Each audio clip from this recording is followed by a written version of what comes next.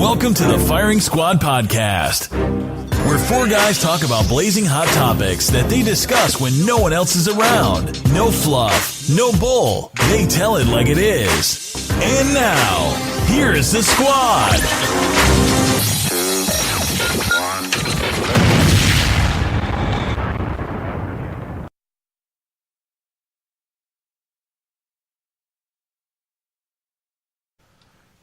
All right, fellers, we are live for another pod.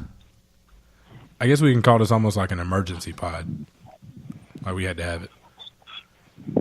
Although for our listeners, live on Monday. But for our listeners, we're gonna try to get the workout quicker, sooner in the week. That's through feedback from some of our loyal listeners that you guys would like us to put them out during the week so you can listen. It'll help you get through your work week. Let's just leave it at that. But, so you got me, and Lance. Go ahead. I'm sorry. Who else we got? Come on, guys. Same order. Yo, what's up? This Ham. On the pod again. Can y'all even hear me? Yep. Dang, Creed, you supposed to go second, man. This your boy, No, T-Lyles. it's supposed to be you, Lyles. It's Lyles and then me. Oh, dang. Excellent. I love it when a plan comes together. Yo, what up? It's Creekmore. And yo, it's Ro. We back. I guess I'm coming last. Yeah? God, like, the people who listen to it for the first time are like, what is going on?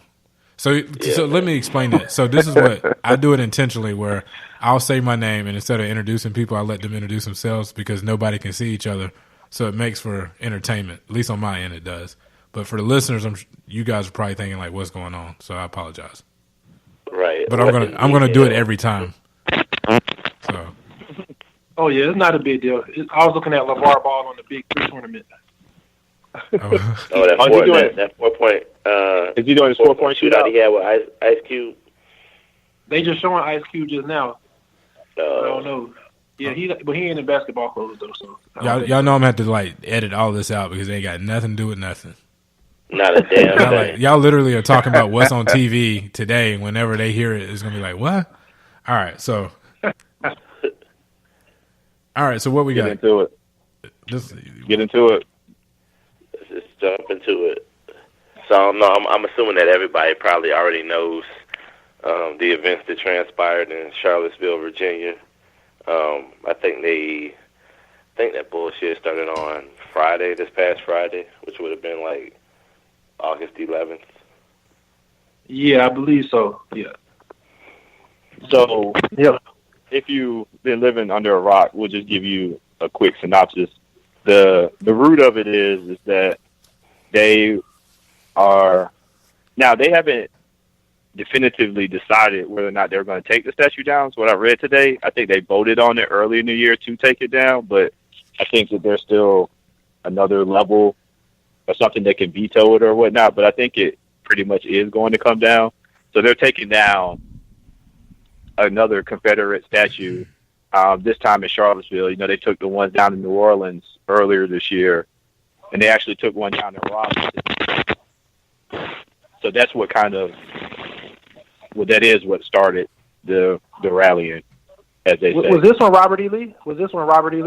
Yeah, this is their dude. Now to the race, you doing racist fuckers defenses. This is like your big guy though, so. Right, that's y'all's big homie. At least it wasn't like one of the ancillary characters in the whole, race slave beatdown game. At least this was like one of your big dudes. So I see why you guys went to Home Depot, I guess. But go ahead. So Robert E. Lee's like their dude. He like their goat. Yeah. Okay. Yeah, pretty much. He's a big homie. The first. So I know we talk about white privilege and stuff like that a lot, and I think sometimes it gets a little misconstrued. But I know the first thing though that shows the white privilege of those people that was out there marching was that they had actual tiki torches. They didn't have like made up torches or any makeshift type thing. They had the real deal tiki torches. And tiki torch, the people who made the tiki torches actually came out and denounced them using their stuff. The people who actually made the tiki torches came out, and they were one of the first ones that came out and denounced them on Twitter. Yeah. Wow. Yeah, they say they just stick to backyard festivities and stuff, and none of this racist shit. But yeah, and then the white privilege too is like the lack of mask now. It's like no mask, you in a polo shirt, you know everybody filming you, but you like people really drunk with this stuff. They going back to their jobs like I don't get it. Like you know how you plan to go for a homeboy weekend, like we about to go road trip for a football game. That's how they did for this racist event, the racist weekend. Right. And no anonymity whatsoever. Like that one dude, he had on the Arkansas T-shirt. He works at Arkansas University. Like he's straight bold, like all of them. So what were they saying? That wasn't him though. They don't think they're racist. No. They were saying that that's not the same dude, which is a lie because it'd be impossible for our listeners what we're talking about. There's this one guy. He's all over Facebook. Just like Google Arkansas professor at March or racist engineering professor. So he had his little tinky torch, and he was marching. He had a shirt on that said Arkansas Engineering. He had looks to be red hair and a full beard. So of course Black Twitter found him, circled him, put his name and his information, his employment, his bio from Arkansas Engineering. So he's a professor in the engineering department. And I read today where they said it wasn't the same person. I'm like, how? Right. You big y'all dummy. Y'all got two people in the engineering department that's on that bullshit. Right. No, they just know it's just actually a random racist who has an affinity for engineering in Arkansas at a rally in Virginia. Right. That looks exactly I didn't even know like Arkansas had I didn't even know they had engineering in Arkansas. Not that I thought they wouldn't, but I didn't know that was it's not like it's MIT or something. You know what I'm saying? Exactly. Somebody just picked a strong institute. It's Arkansas. Yeah. The thing is that they're not wearing masks or anything anymore. It's two reasons. One, because the so-called leader of the free world is fanning the flames of racism and discrimination. And second, it's because they don't think that they're racist. Can we? Right. They think they're fighting for their equality. history and for their. Right. They think they're fighting for their history. Can we establish first of all that unless you're an indigenous person that you're not a native? I mean, right. We can establish it, but that's something that's a concept that's lost on them. They don't understand that. They think by raping, pillaging, and killing millions upon millions of people to claim the land that they have, they think by default it's theirs. But what's funny is that how many people you think was marching in their what do they call it? The Unite the Right movement? No, it's yeah, you're right. It was Unite the Right. So how many people you think was marching in Unite the Right? Unite the White movement or march who had European last names? Like how many people you think was marching is doing that, talking about nationalists? Probably at least 70% of them. Right. That's what I'm saying. 70. I'll go higher than that. Yeah. So that's I was trying to keep it safe. But yeah, you're right here. Probably strong 85 to 90. 85, 90. Be having like German and Irish last names, but be talking about we nationalists. What? Right. And two, can we stop calling them white nationalists? Can we just call them what they are? Yeah. Which is we can't fall for the euphemism. Yeah, you can't try to rebrand. Right. You can't try to rebrand racism. It is what big it shout out is. to Charlemagne, crack ass crackers. 'Cause that's what he called it. Right. And shout out. That's what Charlemagne said. Yeah. Shout out to Charlemagne called crack ass crackers. Shout out to Michael Rappaport too, who did an IG spill on that too, saying that the white nationalists is some bullshit that they're trying to rebrand. He was like, "This ain't Coke. You can't just rebrand your fucking product all of a sudden." Right. Try to spin it. Try to spin it in a good light. Can we talk about their outfits? That shit was trash anyway. But seriously, can we talk about their outfits? Is the white supremacist outfit? They have multiple uniforms. So they got a militant uniform, and they have a preppy uniform, a apparently. So with the polo shirt, The polo- with the emblem, with their team emblem on it. The white. And you could tell that polo shirt was like garbage because Walmart. how big the collar was. Yes, Khakis. Crease, but it can't be flat front khakis. It's got to be crease khakis. Crease khakis. Oh, the pleat. and the boat shoes. It's like it's like the polos we get. Khakis. It's the polos we get our kids to go for their school uniform. Like no little cheap things. Yeah, you see how big like the collar was? Yeah. Yeah, and it'd be like But the you- corner of the collar be curling up. The Polo Association. You sleeping? They made makeshift riot gear, like they made like a fort, like they 12 years old or something. You sleeping on that damn baseball helmet that dude had on. The dude had an actual baseball helmet on, bro. Like, first of all, I still laugh at this to this day.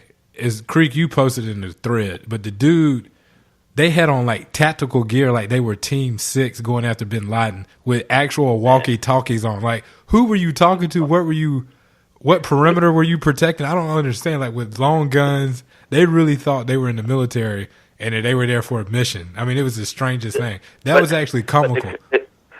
The crazy thing is, all those dudes, it's almost like you can really spot them a mile away. Like the dude, as soon as they, to be honest with you, well, I guess we'll get to it in a minute, but even the dude who drove the car, when you saw him, you just knew. You just automatically knew, yep, he did it.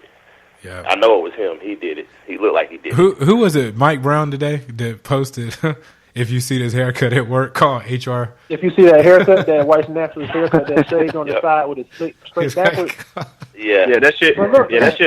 That shit only ride. That shit only ride legitimately for European soccer players. So listen, right? If I saw one of them, first of all, I don't go. If I went to an office day and I saw one of them, I'd be like, "So what did you do this weekend? So tell me about your weekend." Right.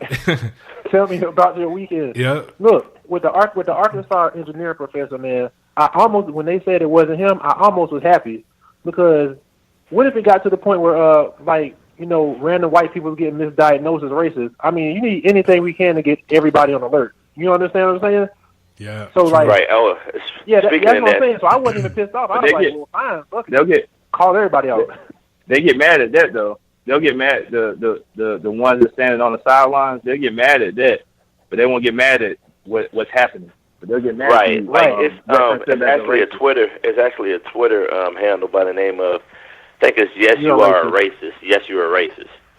What's his name, like Leonard Smith or something? They interviewed him on CNN today. He's a white guy. Yep. Did you know that? Yep, sure did. Yep.